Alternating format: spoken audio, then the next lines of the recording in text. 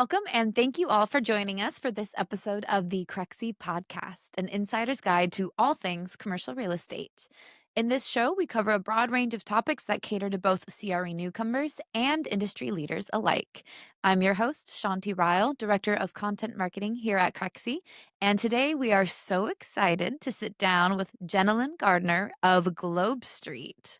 Before we dive in, a little bit about our guest. Jenna Gardner is the Director of Programming for GlobeSt Real Estate. She leads the strategy and development of all content related to GlobeSt Real Estate's events. In her role as Director of Programming, she's executed some of the portfolio's most successful events, which I can attest to because I've been to some of them, streamlined messaging across media channels, and developed an unparalleled brand identity, making the GlobeSt brand the epicenter of industry dealmaking across the commercial real estate events and information space. A frequent contributor to GlobeSt.com, Jenna works closely with the editorial staff to uphold the content integrity of GlobeSt. Her in the trenches approach to subject matter research has led to powerful industry relationships with some of CRE's top decision makers and thought leaders.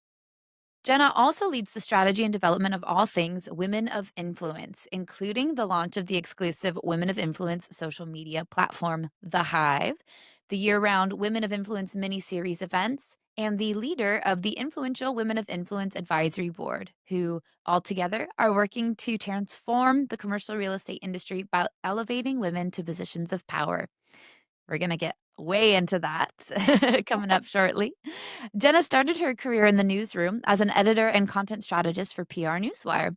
She pivoted into the world of corporate events after inheriting the print and packaging portfolio at Smithers Information, where she spearheaded the company's most successful and influential event, Sustainability in Packaging. She also launched the second and third most successful events, Packaging for E-commerce and Smart Packaging. A graduate of the University of Akron with a bachelor in business communications, Jenna lives with her husband and two sons in Akron, Ohio. In her free time, she loves a good book, quality family and girlfriend time, and some not so good quality reality television. Oh, I got to ask about that when we get into our rapid fire questions for sure. Jenna, welcome to the podcast. Thank you so much for having me, Shanti. I'm so excited to finally do this with you. We've been Yes, we're talking so about excited. this is sort of just, our personal relationship that we have through the Women of Influence, world that we finally get to put on stage and everyone can see how much fun we have. Absolutely. Absolutely. I know all the behind the scenes yapping Right. and banter Right. we have. Yeah, Hmm. no, I'm really excited. For those who aren't aware, I've worked really closely with Jenna over a little more than a year or so now, specifically on our partnered Women of Influence series, which we'll get into a little bit more later in our conversation. But, to kick us off, I'd love to hear in your own words. I just read through your bio, but how did you first get into commercial real estate? Was it by accident, intentional? And then when you got there, what made you decide to stay? Yeah, I love that question because obviously I started my career, as mentioned, in editorial, in the newsroom, and really working more on the PR side of things. I've worked in a lot of different verticals.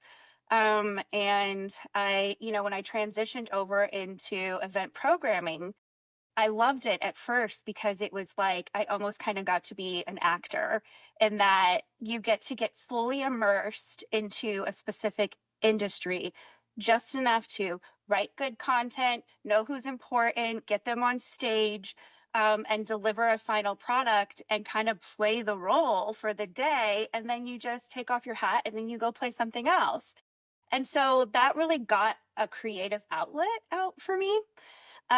When I was hired in at ALM, was the first time in my career that I was hired in to head up a particular portfolio. So it was the first time I inherited a whole portfolio where I was really responsible for the success and strategy of commercial real estate. And then the added layer of that was the longstanding, brand name of GlobeSt, the editorial integrity behind our brand and our insights. And I think, it just was an added level of pressure.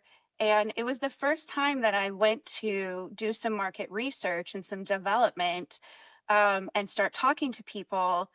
and I didn't fully understand it. It was like very convoluted. It was very sophisticated. It was very, it had such a tremendous impact on every single thing that people did every single day in their lives. Commercial real estate is the world in which we live. It's where we go to work, it's where we go to school, it's where we go to eat, it's where we go to shop.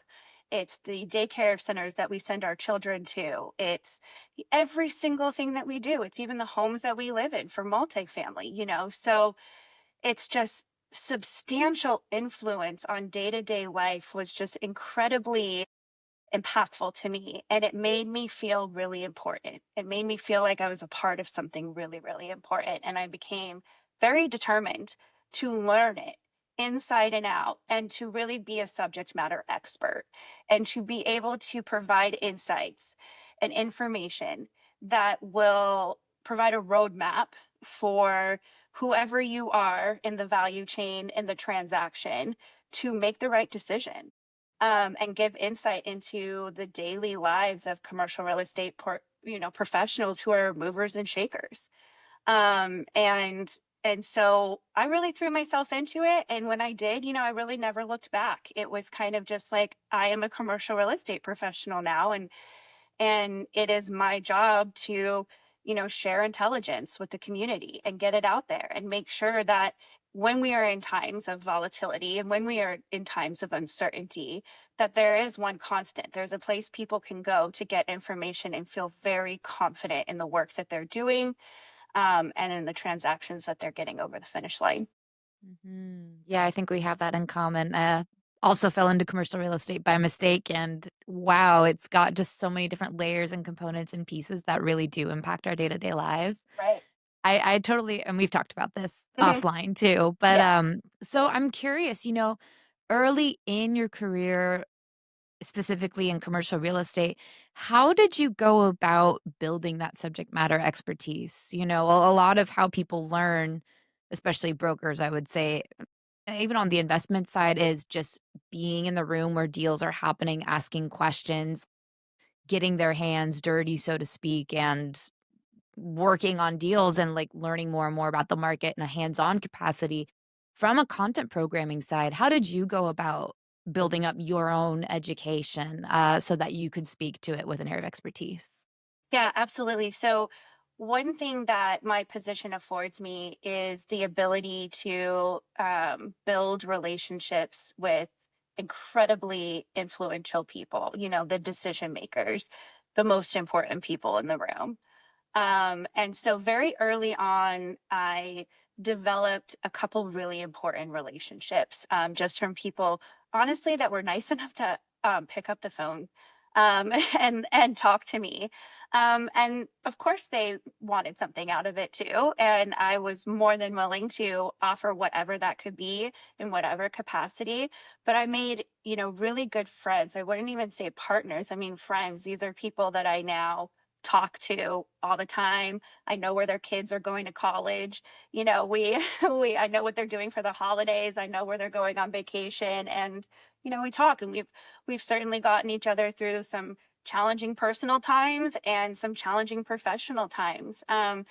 But building those relationships was really key for me, and being able to ask questions that otherwise I'd probably be embarrassed to ask. And there were a couple of times where, one of my mentors, I should say, he's definitely a mentor, is John Seabury, who's with Lumen now. Um, but there have been times when him and I have gotten off a call and I've messaged him and said, "What does this mean?" And he's like, "How do you not know what that means?" But there was like no one there to judge me. And he just filled me in on it, gave it some context, and just said, when somebody says this, it means this. And thank goodness I had that. And I have leaned into those mentorships and in some cases sponsorships. There's been many people throughout my career that have opened doors for me that have led to income increases and partnerships that led to deals and things like that. So yeah, relationships, that's how I Yeah. learned. Yeah, and I think that's a really great segue to, we talked about this in preparation for this call, realizing how important the people in the room are to getting deals done, building business, finding and acting on opportunities. So, do you have a particular moment that you can recall where you really realized it was about, what people are in the room with you and, just being able to be in those rooms as a catapult to achieve success in commercial real estate. Yeah, this is something that it's ever evolving.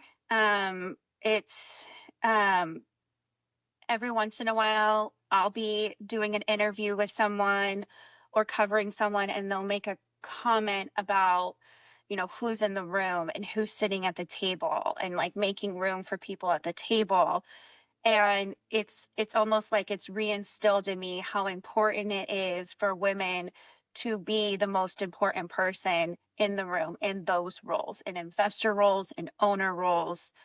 And because at the end of the day, where the money is coming from is really important, and it doesn't matter how you start, it doesn't matter who you reach out to do your first sponsorship or invest in your first property. um just do it, get your foot through the door, because the most important person in the room is the person with money. And so like we have to be those people. We have to be the investors. We have to be the owners. We have to be the developers.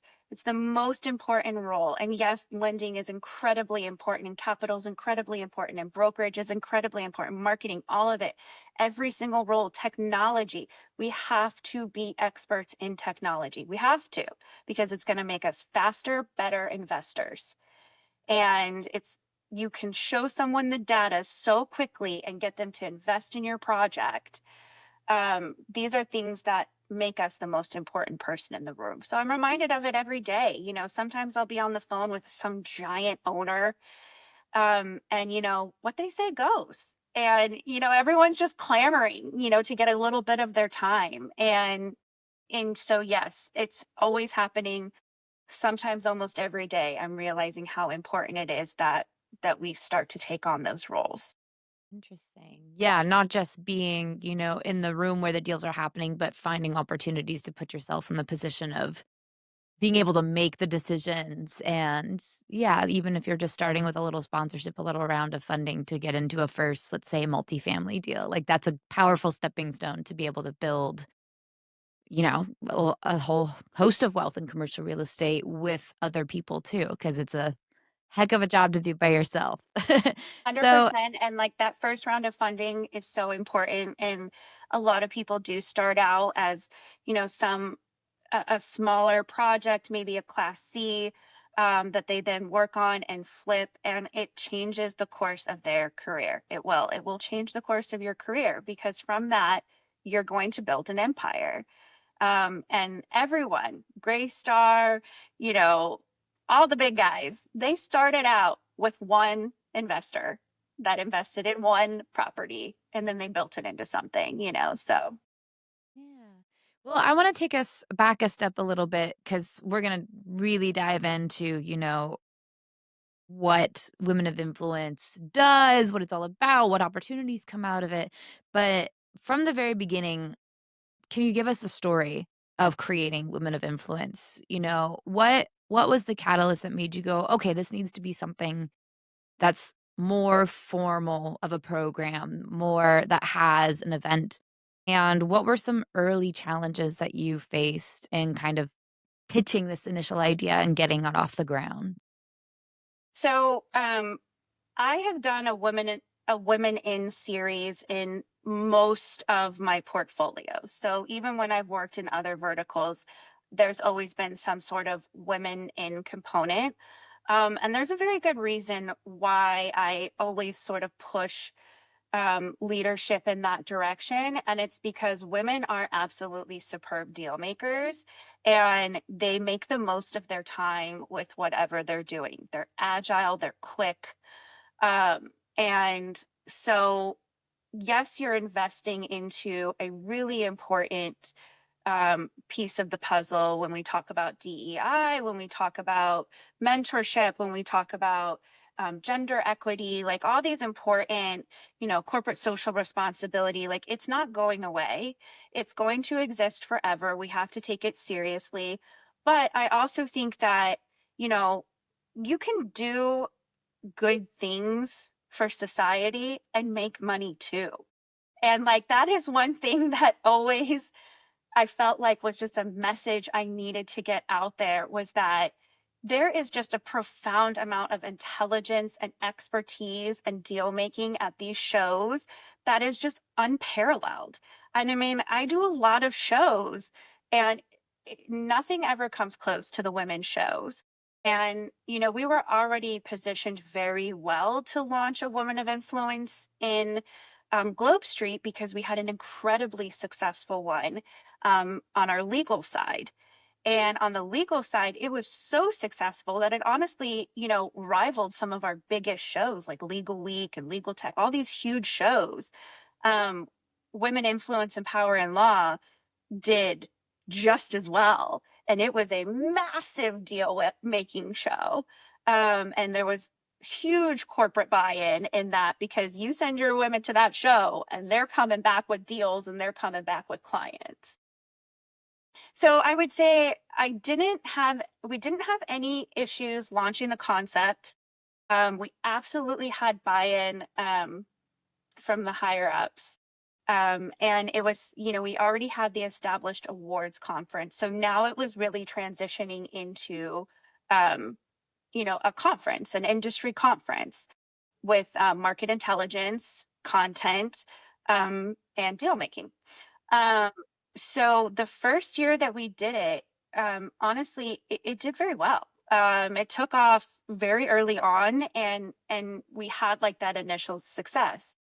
But we had hurdles from the market, and we had situational hurdles, and then we also had hurdles from the market. And there's two things that will forever drive me crazy about spearheading women's events. Number one is that there is this massive misconception that it is just a women's empowerment event. Which just, I even hate that because like it is incredibly important to empower your female workforce. Like they wear many hats and they are doing many things, and most of them are burnt out and overworked. And like you should be empowering them every single day. That is worth the investment. That is worth the attention you're going to get out of the women in your workforce.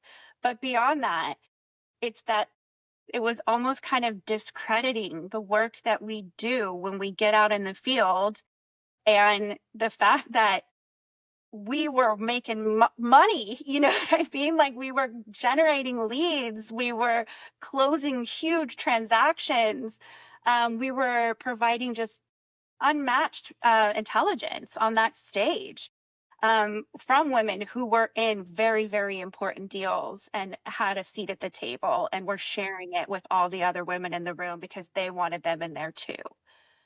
So that's number one, hurdle.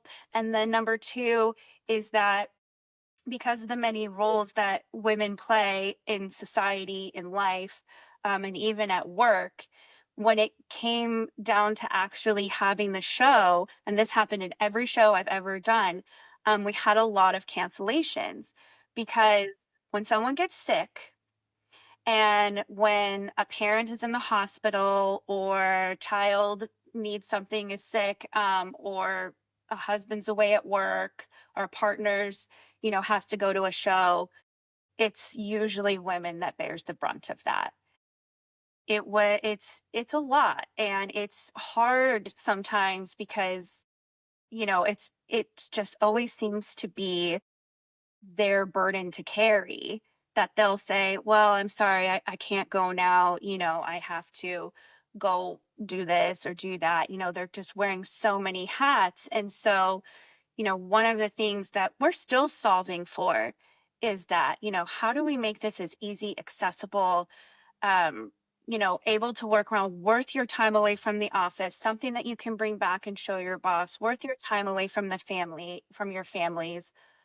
Short. We've shortened it over the years for that very reason because women need to be able to get in and out. They have so many other things that they're doing.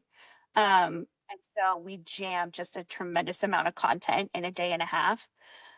These are all little things that we're doing to address those market, challenges. Sure. Yeah, that totally makes sense. It's something that isn't really talked about Mm-mm. much, kind of that need to step back and prioritize one's family or, Hmm. just life outside of the workplace. I think that expectation definitely is assumed to be held by, like, women in these positions, Yes. whereas, I'll see on X if a guy's like, "Hey," or a man working in CRE is like, "I have this family thing with my kids, and I need to do this, and I had to walk away from this project or this meeting," or whatever. It's like, "Oh, great." Like, that yes, that is something that should be talked about by everybody because everybody is involved in things that aren't work, but it's an interesting bit of consideration that you guys, think about that as you're creating that programming, so I We appreciate do, hearing and that. the dynamics are changing. The makeup, the audience is changing. We are increasingly seeing a workforce that is part of the sandwich generation, meaning they're taking care of elderly parents and also young children.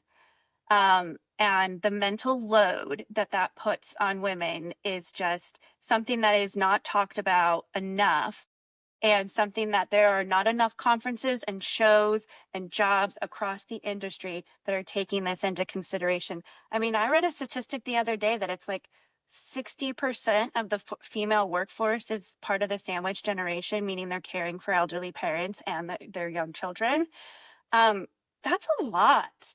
And if we're not addressing this as an industry and learning how to make life a little bit easier for these women to make you money and make themselves money, we're going to get behind, and we're going to get behind some other industries that have figured it out, Mhm. and are very successful as a result. Sure, absolutely, and kind of, before we get more into the commercial real estate side of women of influence and, like, what, the platform means for building business, building entrepreneurship, etcetera, um, I guess what advice would you give women who maybe want to get into more conferences and take more time for themselves, but they do have to juggle that shifting workload of all these other responsibilities and priorities in their lives? So, one other very interesting statistic that I heard um, a couple years ago, and I talk about it at Women of Influence all the time, is that women in commercial real estate are overly mentored and underly sponsored. And essentially, what that means is that we're never really going to get ahead, because if you don't have somebody opening the doors and to you saying, here's the job, here's the seat, here's, it's this much a year, and you're the one who's going to do it. And if you don't know how to do it, I will teach you how to do it. But here is the job. If we're not doing that for each other and opening ourselves to those opportunities, and making intentional effort to sponsor, to find ourselves a sponsor and to sponsor other women, we will never get to the position that we need to get to, which is equal footing with the men in CRE.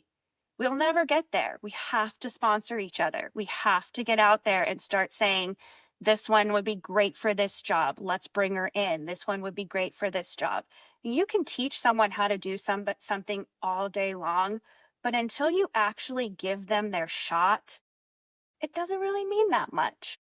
And so, that is my one piece of advice.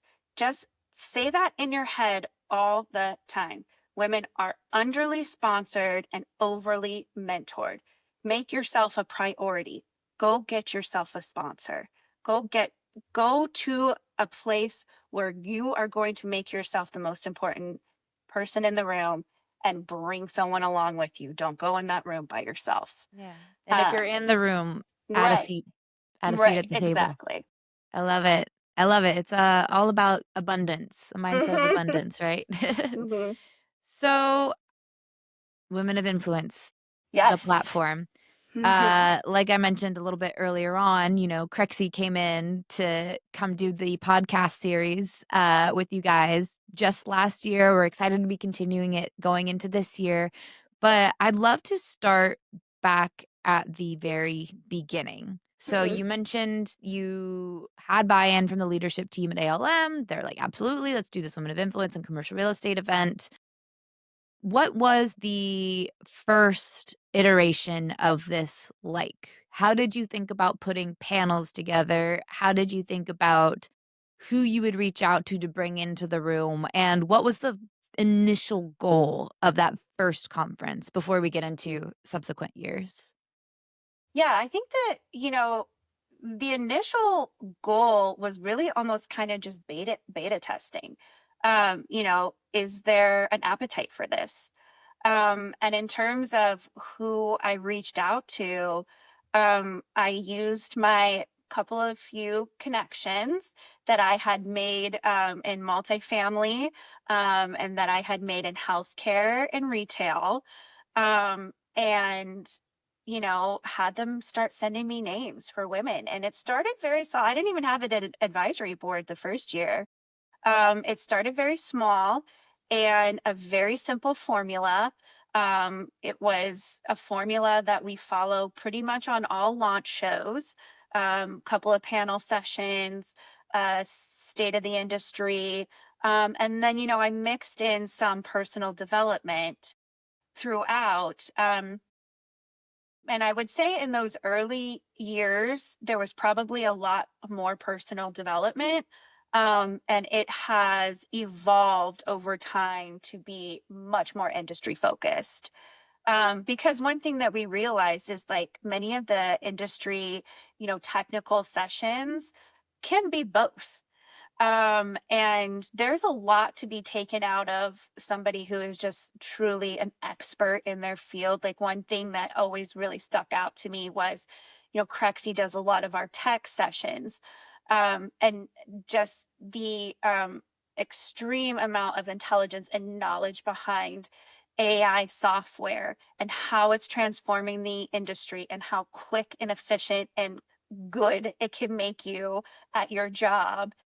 I mean, this is something that we can absolutely use to our unique advantage as women because we are adaptable. We will learn, we'll take the time with something that we think will make us faster and better and, get there because we don't have a lot of time. So anything that's going to make us faster and better and more efficient, we will engage in. And so it's funny, people don't typically think of tech sessions as, personal development or, women leadership or anything along those lines. But those sessions were always the most attended, just incredible expertise. And every single time the women on those stages would say, get into tech, learn how to do this because it is going to change. And the industry is changing right now as we speak. And if you don't learn how to do this, you'll be left behind. So that's a perfect example, an anecdote of how they can be two things at once. Totally. Yeah, and, even just, last year, when I was doing these interviews with all these amazing professionals, and we even in this podcast, we like to ask, "How are you using tech? What is your favorite software that you're using?" And I think what we really love, and we can talk about this a little bit more about just, like, how it's unlocking commercial real estate for so many more players to have access to these kinds of pieces of data, to these tools that make your lives easier. Um, it's really cool to see how many people in the industry, especially women, are really just jumping in, head first, trying to learn these tools, experimenting with things even when they don't have a lot of time to do that stuff. Right. Yeah, it's very inspiring, it's very, like, fun, and these something I love about these events is that it's a gathering place specifically to talk about those things. In your Right. day-to-day, you often don't get a chance to be like, "Oh, well, I'm testing this and this," or "This tool is interesting," or "I had this conversation with this person." This is just to synthesize and share all of that with one another, with people who are interested and have traveled there to get this knowledge. Mhm. So, yeah, it's really 100%. cool seeing that kind of conversation flourish. I do. I love it because, it's sort of a tough sell on some of my other portfolio on some of my other shows. CRE professionals are not open to change. They don't love it. And it can sometimes be tough to get them engaged in a tech session because they get scared and they're like, well, I've been doing it the same way for the last 30 years and it works for me. You know what I mean? And like, so I get a little more pushback, but women of influence, it's just like the hands go up and it's like, well, can it do this? Can it do that? Will I be able to reach out to my clients like this? And will it show this data? We'll take aerial shots of this. And it's just like boom, boom, boom, boom, boom. It's all the right questions. It's just so impactful, when you actually see it play out like that. And then you realize, like, you see the wheels in their heads turning and like, man, I'm going to take this back to my office and like, I'm going to be the hero. Like, you know what I mean? It's a totally different experience than, another show where, maybe they're a little more standoffish to it. So Sure. I'm curious, do you have in the last couple of years, do you have any favorite panels that stick in your mind? Maybe it's the tech one you mentioned, anything else? I do love the tech ones, especially because somehow the tech ones always end up being so moving too, like because there's such great stories about how women really just took a chance, like crazy risk and, just went for it. But, one that always stands out to me that's just good every year is well, actually, there's 2. Okay. So one is Beth Azor's, um, savvy investing session that she does every year because, she does not waste any time. She's a perfect woman of influence. She's, the picture of women of influence because she gets in that session and she's like, "We're gonna make a deal today, and we're gonna make you all investors, and you're not leaving this room until you become investors." And it gets super granular, and sometimes she'll even come down off the stage and she'll get her panelists down and they'll just sit down and they'll start working deals at the table and stuff like that. And like, find who's a financer in here? Is anyone a financer? Oh, I'm a financer. I do healthcare. Who else does healthcare? Is anyone a healthcare developer? You know what I mean? And it's like she just gets it done. And I have never seen that in any other show. And it's like a packed house every time. Again, very motivational, very moving, beautiful stories. The other one was last year. I tasked my state of the industry with essentially doing the economic update, which is what we typically would have a chief economist come in and give like the economic update. But we kind of have pivoted to like having more inspirational keynotes come in. And so I said, but we still need this economic update. Well, of course, again, these women are so smart. They're so agile. They used all their resources. They pulled in all their economists, from their various companies. They worked together. There was no competition there. And they put out the state of the industry that was so data rich with just like incredible slides and just they really tackled some very sophisticated subject matter and data, and it was just so good. And I was just like, man, I can ask these women to do anything. Like I can do anything Yeah. with them. It's so amazing. So yeah, that's my second favorite one. Yeah. You know, it's so funny. This is a bit of a tangent, but there's different schools of thought about economics. Is it a numbers discipline? Is it a philosophical discipline? Is it an anthropological discipline? Is it history? And I'm of the mindset that economic changes do have a lot more to do with the human spirit and history than a chief economist maybe who just focuses on numbers would give it credit for. And I think it's so fascinating because women are highly empathetic and have a great pulse on human emotions. What are the drivers behind making decisions or the needs and wants behind actions that are taken? And to that end, I'm sure it was a very thorough picture of what the economy Thorough. looked like last year, that was enriched kind of by that purview. I'm sure it wasn't even conscious. I'm putting my own spin on it, but, No, it's I an mean, that's a interesting take. perfect word for it. It was thorough, Yeah. very thorough, and then had context, it had meat to it. And it wasn't just numbers on the board. And, there was very clear call to actions in it, like Mm. here's where we believe it's going, what's going to do well, this is where you should put your money. I mean, what other show can you go to and you literally have someone out there like, here's the data, here's where we think you should put it, and that is just, I feel like it just speaks to the core of what woman of influence is it's just like there's no barriers, there's no walls, there's no silos. We're not trying to keep anyone out. We're trying to get everyone in. We want everyone to be successful. We want everyone to have a seat at the table. And so, that content, even though it's heavy technical content, again, it's just impactful. Mhm. Yeah, and I think that's a great segue to kind of, women of influence is about bringing these women who are doing the deals, they're investing, they're looking at the numbers, they're making things happen in the market already. A lot of the times, their stories aren't always so visible. So, I'd love to hear more about, kind of the mission of making those stories more visible and making this information and this opportunity more accessible to a broader swath of players in the industry. I think our partnership is really emblematic of that mission of trying to democratize access to commercial real estate, and a lot of that starts with seeing yourself in somebody who's done it before. Hmm. So, we can talk about the podcast a little bit more, but how outside of just the event's obviously the nexus, but how do you and Globe Street think about making these stories visible, making this information as accessible as possible outside of just the conference? Yeah, absolutely. So, one of the things that as part of our strategic mission for women of influence is we want to build an ecosystem. We want to build a community that lives and breathes year round.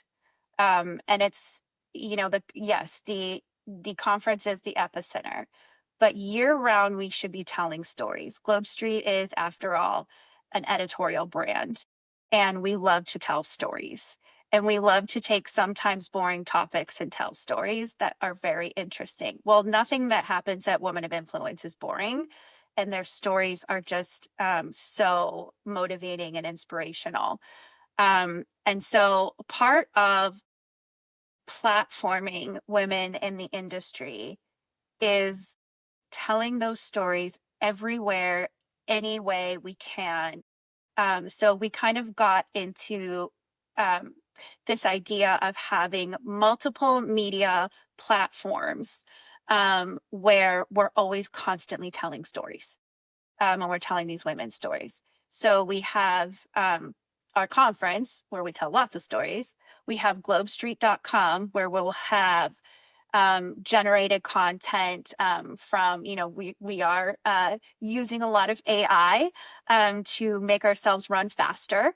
And one of the ways that we're doing it is we're taking, storytelling interviews that we're doing with our speaking faculty and our women of influence, and we are doing take five questions on like timely topics. Well, with an AI platform that we can just pop it into, then it shoots out content for us, based off the interview. So we can have fast content and really good quality content that gets these stories to the market fast. So we can tell 3 or 4 a week. So it's just quantity. It's going to live on Globe Street. It's going to live in the Women of Influence newsletter. We do a lot on social media. And then, of course, our big baby pet project, the Hive, which eventually our vision for the Hive is that it is its own, social media community for women of influence. And we tell a lot of stories in there. And one of the first things we did was put the podcast in there because nobody tells a better story than the Woman of Influence podcast. I mean, I could listen to them all day. They're so inspiring. They're just, I mean, these women are incredible, the things that they've done and what they've built. And no, they're not, their stories aren't getting told enough. And there's not enough people, there's not enough eyes on them. And part of that, I think, is, women are very humble. They're not quick to grab the spotlight or throw themselves on stage. Sometimes I have to beg these speakers to be in a session because they don't like to be on stage. I don't really need this attention. And, it's like the people that you think like would be so quick to get up there are so like, no, I'm good. I'm good. And I'm like, you literally built your own like investing platform. Like, please get up there and speak. So definitely, the conference. And then the last thing is we're going to start doing little Women of Influence mini series at each of our asset class events. So we do healthcare, multifamily, net lease. I think that's it. Yeah, that's everything. But we will do little Women of Influence shows that will be like roundtables, a keynote speaker, and a luncheon usually, that will highlight and be able to tell stories afterwards on globestreet.com and really just give women yet another platform to talk about what they're doing in the industry. So it's a big, broad mission.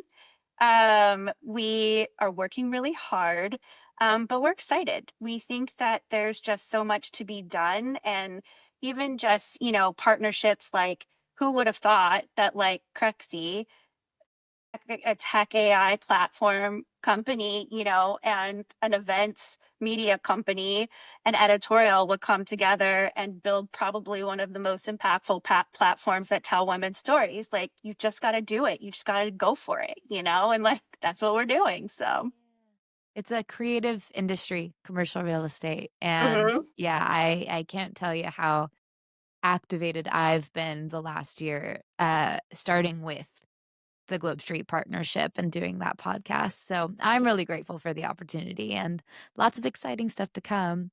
I would be remiss if I didn't talk about something that we discussed on our prep call for this conversation, which is how many actual deals get done, created and finished and cross the finish line specifically from the Women of Influence event. Um, I think you mentioned like the first event like saw more deal volume get done more than any other Globe Street event you had put on to date, if I remember correctly. And please correct me if I'm wrong. But can you talk a little bit just about how the collaboration and the partnership and the relationships keep going long after the event is done, such that actual business is getting done from the connections made at this conference?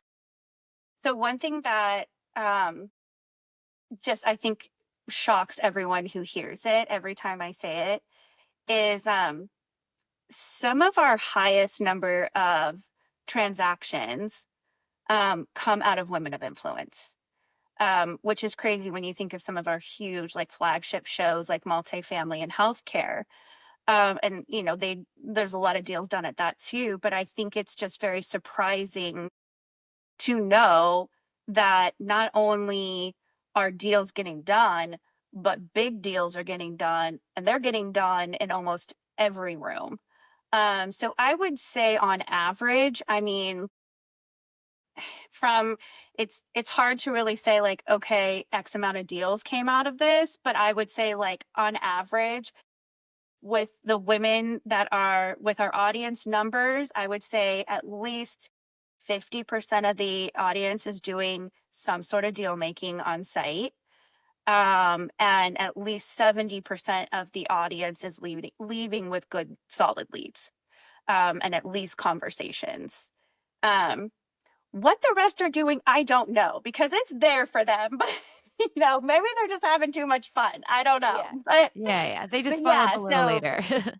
so yeah, I mean there's some serious deal making. And one of the women on my advisory board, we were on a call one time, and I was kind of telling her that, people, for whatever reason, the perception is that women's conferences aren't deal making conferences. And she was like, I got my biggest deal I've ever done at Women of Influence. And she was like, and it was with your keynote speaker that you brought in, who just happened to kind of stand up there and be like, "Hey, I'm looking to invest. Like, who's got something for me?" And she's like, and I ended up closing a multi-million-dollar deal with her. Um, and then there was another advisory board member who um, was on stage and told the audience that um, at her very first Women of Influence, she did a $3 million deal. And so and everyone was like, "What?" Like, okay, like we need to be working harder, you know. So after that, it was very clear. You know, we're yes, we're absolutely here to uplift each other, but we're also here um, to get the business done. I think what I've found most inspiring about what goes on afterwards is I see a lot of movement in companies. So, you know, I'll see somebody sometimes start a new platform with somebody that they met at or at Women of Influence, and you know they'll announce it on LinkedIn, and you know so now they're like, we're partnering and we're starting this brokerage or whatever it might be, and they're breaking out on their own or they're starting their own lending platform. A lot of times women kind of get the backing that they need or the funding that they need to break off on their own and start their own business. That's happened a lot at the show. Very inspiring when I see things like that, especially when I see something that, you know, kind of takes a lot. It takes a lot of nerve to break out and start your own brokerage or start your own lending platform. And I've seen a couple of women do it, and they've done it with funding that they got from women at the show. It's so inspiring. Yeah. Which is that's a great segue through to our next topic, kind of discussing, in this especially post-COVID AI powered world of commercial real estate, where do you see the most opportunity for women today? You mentioned starting your own companies. I've definitely seen that popping up Mhm. more and more. I feel like more, especially women are starting like boutique advisory firms, Yes. or they're going off and, like you said, like finding a partner to be like, let's go, start a fund together and we'll get XYZ sponsorship dollars, the Beth Azors of the world. Like, who do I put together to make this thing happen? But I'm curious from, your vantage point of putting on this event for so many years now, where are you seeing the most opportunity in the market today? So I think the most opportunity comes from the convergence of starting your own investment platform, whether it be someone else's dollars or raising funds or, you know, anything, you know, getting a sponsor, whatever that might look like, but leveraging a very smart and strategic software to do so.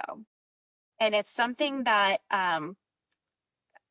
it's newer, but I am seeing some tremendous opportunity with women who have broken off and started either their own advisory or their own investment or lending platform. And they've just invested and learned in a really good technology to make them super fast and efficient at it. And then they have data that they can go to with those early clients to say, like, listen, here's the algorithm. This is what it told me. This is where we need to be putting our money. People are much more apt and much less risk adverse when you have that concrete data to provide them. And so I think the women who have figured that out, who have figured out that like they can break off, invest in really good tech, and build their own platforms, that's where the opportunity is. Mhm, mhm. And I'm not gonna drop any names, but there is somebody on the podcast that's got a really robust comps database if anyone is on the Say, market for or one. just say, it's a good idea. It works. I mean, that's part of it, right? It's making Yeah. that data as accessible and open and especially in one place as possible. I think that's the other hurdle I've seen tech really solve for is kind of bringing it all together so you Yeah. don't have to spend tens of hours, days, like, trying to find all the information you need to bring to that investor group and go, "Here's the data I got for Yep. you." Just make it quick And and easy. one thing that we hear all the time in this industry is like, this is a people business. It's people first. Go out and see your clients. Did I pause or did I freeze? No, you're great. Now you're paused a little bit. Okay, you're back, I think. Am I back? Okay. Yes. You were saying one Um, thing we hear from clients. yeah. So one thing that we hear all the time is this is a people business. Well, we know it's a people business, right? And, they're always saying, like, get back to the basics, like, write a note, walk into an office and, you walk into a property and ask if it's for sale or if they're interested in selling, the basics of just being a people person. Well, I got to tell you, the women in our audience, in our community, they don't need that advice. They already know and they're already doing it. So they need something else because they've got that part down, but they need something else that's going to make them faster, stronger, more agile to beat their competition. And I'm telling you, it's the tech. Like it really is. And I'm a very tech adverse person, and I'm telling you, it's the tech. Like that's the differentiator. Like that's it. And it's not hard to learn, I think the tech industry has a good ethos of, like, move fast and break things and, learn from what you break and apply it to the next round of iteration, and, deals take a long time in commercial real estate, and obviously there's a lot more money on the table, so it's harder to break things, but I think there are creative ways that one can incorporate tech into your day-to-day business operations Mhm. that will make your life so much easier that don't have quite as big of a risk profile. Uh-huh. Right. And I mean, conferences like Women of Influence are the place to learn about those things, right? And to Right. Yeah. experiment and see how people are using them in your industry and learn from what they've learned. So, Yeah. Take the yes, opportunity, go out and find your sponsor. You're going to probably do that at a show. Um, and learn about the tech Mhm. and go home and start your own firm. It's that Absolutely. simple. All for women-led businesses. Yeah. Um, From a market perspective, I'm curious, you're directing programming at all these different asset class shows, outside of just Women of Influence. Where are you seeing the most interest being pointed in the market today? Is it multifamily? Is it, retail? I know is getting a little bit of a big thing. We just had ICSC last week, so there's lots of interesting conversations happening there. What are you seeing kind of from your broader purview of the market today? Yeah. So, what I would always say to anyone, either, a seasoned professional or someone just getting started out, you really can't go wrong with multifamily. Multifamily fundamentals are always good. There is always something available.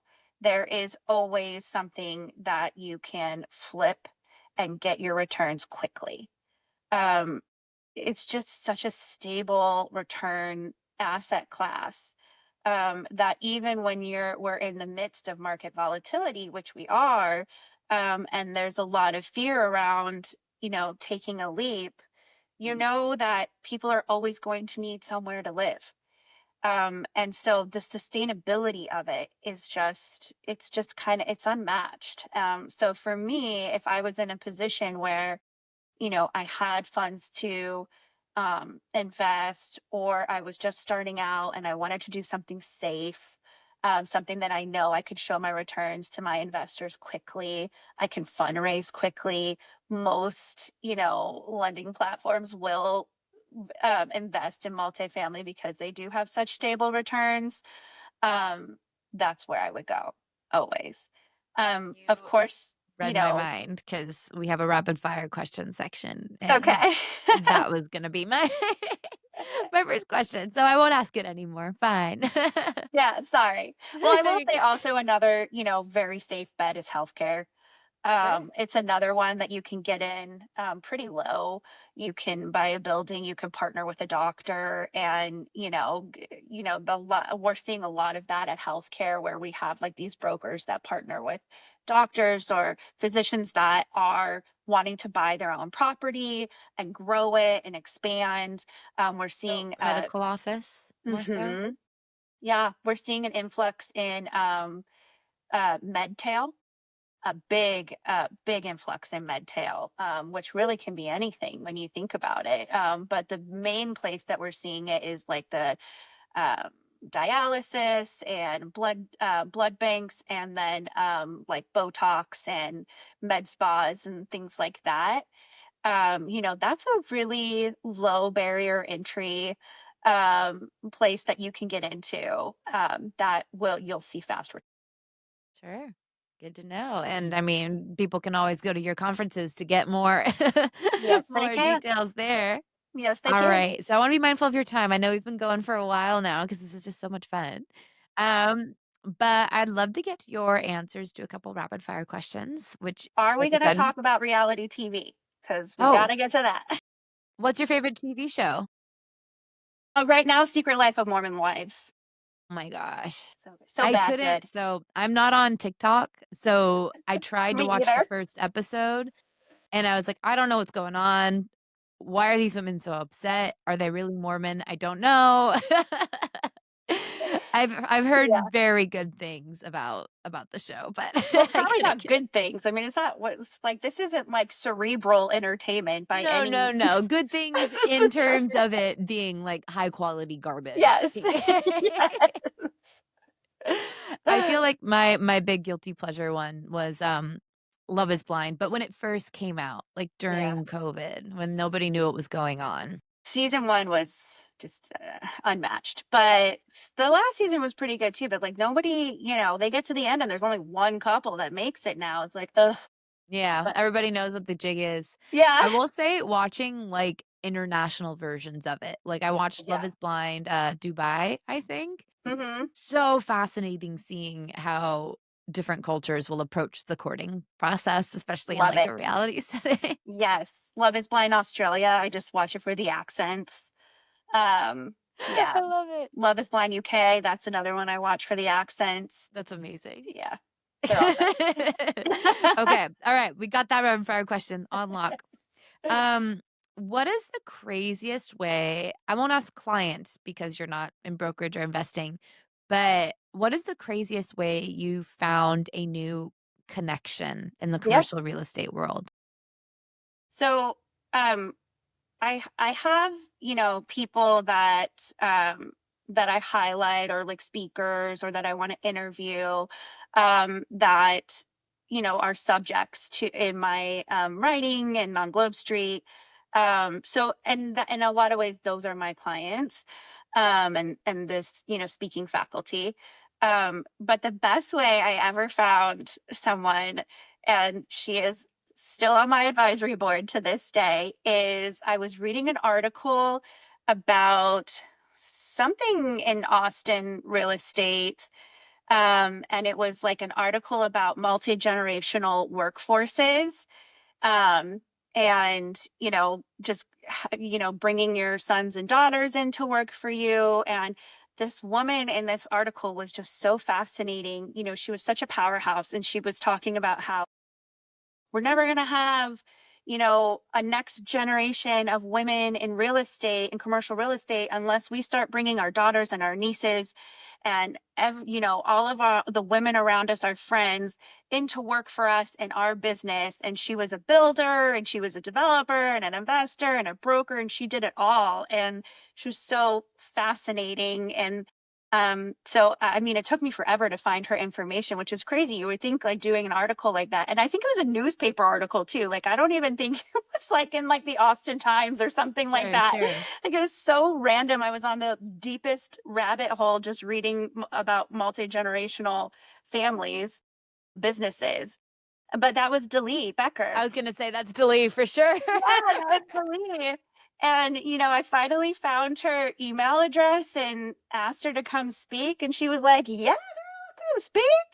And then she, then of course she just was like, "What can I do for you?" Because that's how Dali is. And she was just like, "Let me grow this show for you. Let me be on your advisory board." So Delia is fantastic. Highly, highly recommend checking out Beck Reed. Phenomenal family office, and they do a lot of cool stuff in Austin. Delia is awesome. yeah, perfect. That's a good way to end it. She is. And then I promise this is not a trick question, but what is your favorite tool or software that you use on the job? Um, so um I mean, really, it's my connections. It's not so much a tool, but I will say my favorite tool right now is um, Women Speak CRE, a platform that Allison Weiss created that actually has like um, various speakers for whatever you could ever be interested in. And you can like filter them. So it's like if I'm looking for a speaker for a developers panel or investors panel or a lending panel, I can filter it and then it shows me, where they are and what they do and their years of experience. And it is just such a robust platform and just really quality because I've worked with other like speaking platforms and speaking organizations and things like that before. But I mean, this is like everyone in there is, a principal in the field, like just very incredibly tenured and know what they're talking about.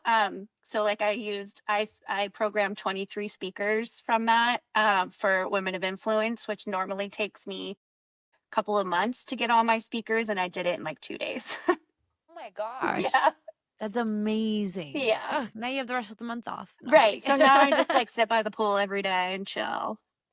If only, right? If only. Right. And then my last question for you is what is the most common misconception about your job or commercial real estate as a whole? I think the most common misconception is that I hate this one, but it is true. It's out there that, there's not a lot of heart in it, that it's, a little cutthroat, that everything's about making money, everything's about, you know, getting the deal over the finish line, even conferences, as costs have gone up, like the price of conferences has gone up, they're going up for us too, like the venues are going up, everything's more expensive, but the value is still there. And I think that there's just this massive misconception that everything that everyone's doing in commercial real estate is just like this cash grab. And I just don't believe that. I wholeheartedly do not believe that. I genuinely believe that there's so much heart behind these transactions. They are transforming neighborhoods, these, how people live, how people eat. I think all of those things are so important. And when it comes to like quality of life and just how we're all living and how we're all connecting to each other, so much about conferences is just human connection.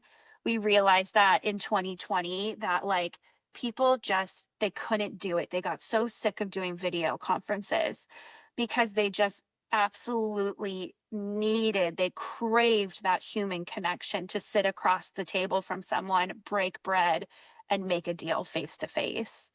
And if you don't think there's heart in that, like that's just a huge misconception. Like there is. And so, I will always be working to break that stigma. Because there's certainly a lot of good that the women in our community do, and there's a lot of good that they continue to do to transform the industry and the neighborhoods in which they work. I see it. I see it very clearly at your events and others in the space. And yeah, it's what you do to bring these people together and get these conversations happening and bring the heart out of the closed rooms and into the community is very important work. So appreciate everything you do. Jenna, where can people get in touch with you if they want to connect after listening to this? You can email me, you can call me, you can send carrier pigeon, whatever you want to do. Okay. Gardner at alm.com. 805-279-8010 if you want to call me. Sure. Yeah, definitely reach out to me if you want to speak, attend, whatever you want to do. We'd love to see you. Mm. So, Yes. And when is Women of Influence happening this year? It's July coming up. 21st and 22nd in Denver, Colorado. Yes. Yes. Yes, It's at going to the be very Gaylord fun. We will Rockies. be there live reporting from the Yes. ground. Very Yeah. excited to be there. Live reporting. Yes. She A she little bit of does, you live. guys. She does live report from the shows, and it's I amazing. do. I do. So Yes. keep And your ears maybe you'll be peeled. lucky enough to be one of the, few women that get to be interviewed on site this year. So, Yeah, if you're going, feel free to reach out to either of us. We'll get in touch with you. for sure. Awesome. Well, Jenna, this has been so much fun. Really, really appreciate your time sharing all your insights and experience with us. And yeah, I'm just excited for this episode to get out there and for you to keep doing what you're doing. I appreciate it. Same. We'll see you all in Denver. And thank you everyone who tuned in today. If you enjoyed this episode, please don't miss the next one. Visit crexi.com/podcast and sign up to get the next one delivered straight to your inbox. You can also subscribe to the Crexi Podcast on your favorite podcast app or check out our YouTube channel where we have video recordings of each and every episode. Take care and be sure to tune in next time.